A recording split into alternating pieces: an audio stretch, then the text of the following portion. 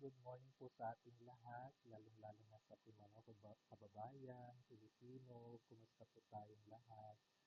Sana lang po ay nasa mabuting kalagayan po, lalong-lalo na po ang ating mga kababayan na nandyan po sa ibang bansa, nagtatrabaho, nagtataguyod, para lamang po pangtustos sa kanilang mga pamilya.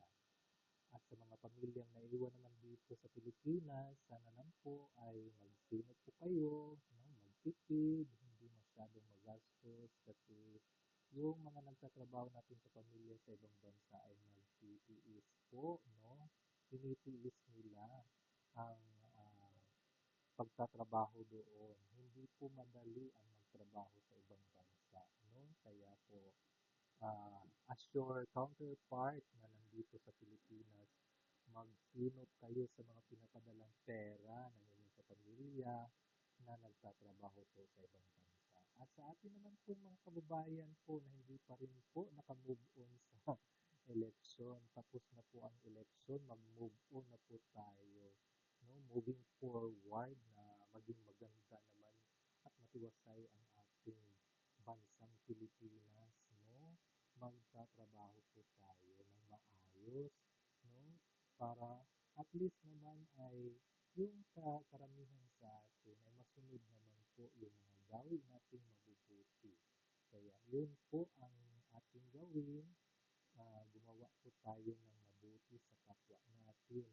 No, huwag po tayo magsiraan, huwag po tayong makipag-away na kung sino man na siya lang din ang nagbibigay at magbibigay ng sakit ng ulo. Kaya maging happy lang po tayo.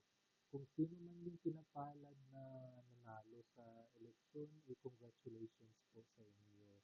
Naway, hindi lang posisyon po ang ma-acquire at ma-acquire ninyo. Pati po ang inyong pagsiservisyo ang kailangan at kinakailangan ng bawat Pilipino. Yun po ang susubaybayan po namin sa inyo.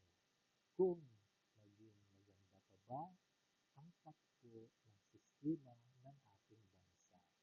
Ayusin po natin para maging maayos din ang pamumuhay ng bawat isa sa atin. Walang maiiwan, tuloy-tuloy hanggang sa kakayanin natin.